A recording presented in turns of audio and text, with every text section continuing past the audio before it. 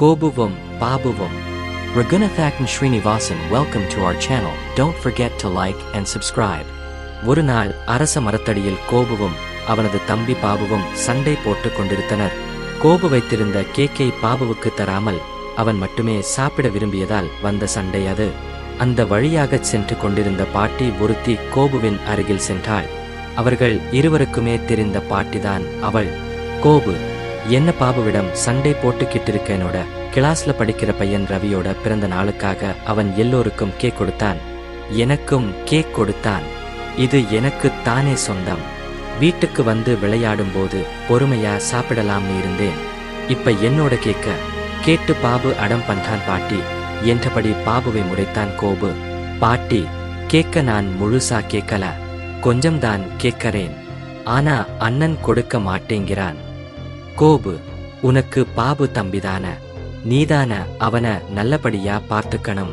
அவன் ஒன்னும் முழு கேக்கையும் குடுன்னு கேட்கலையே, கொஞ்சம்தான கேட்குறான் என்று சொல்லிக் கொண்டிருக்கும் போதே, இது எனக்குத்தானே சொந்தம் பாட்டி, எனக்கு கிளாஸ்ல கொடுத்ததுதான பாட்டி என்றான் கோபு. பாபுவும் தான் உன் பள்ளிக்கூடத்துல படிக்கிறான், வகுப்புதான் வேற. நாளைக்கே அவன் வகுப்புல யாருக்காவது பிறந்த நாள் ஏதாவது கொடுத்தா வீட்டுக்கு வந்து அவன் சாப்பிடும்போது நீ கேட்காமலா இருப்ப என்று பாட்டி சொன்னபோது அமைதியாக இருந்தான் கோபு. எனக்கு யாராச்சும் ஏதாச்சும் கொடுத்தா நான் கொஞ்சம் அண்ணாவுக்கு கொடுக்கிறேன் பாட்டி என்றான் பாபு சிரித்துக்கொண்டே. பாட்டி, பார்த்தியா கோபு, உன் தம்பி உன்மேல பாசமாயிருக்கான், நீயும் அப்படித்தானே இருக்கணும் என்று பாட்டி சொல்லவும் தலையசைத்தான் கோபு.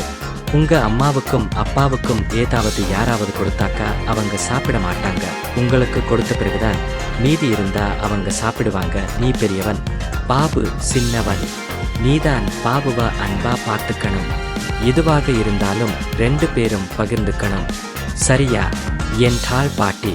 இப்போது இருவரும் பலமாக தலையசைத்தனர். கோபு பாதி கேக்கை பிட்டு பாபுவுக்கு கொடுத்தான். இருவரையும் அரச மரத்தடியில் உட்கார்ந்து சாப்பிடச் சொன்னாள் பாட்டி. இருவரும் அரச மரத்தடியில் அமர்ந்து கேக்கை சுவைத்து சாப்பிட்டனர். இருவர் முகமும் மகிழ்ச்சியானது. பாட்டி தனக்குள் சிரித்துக் கொண்டே கடந்து சென்றாள்.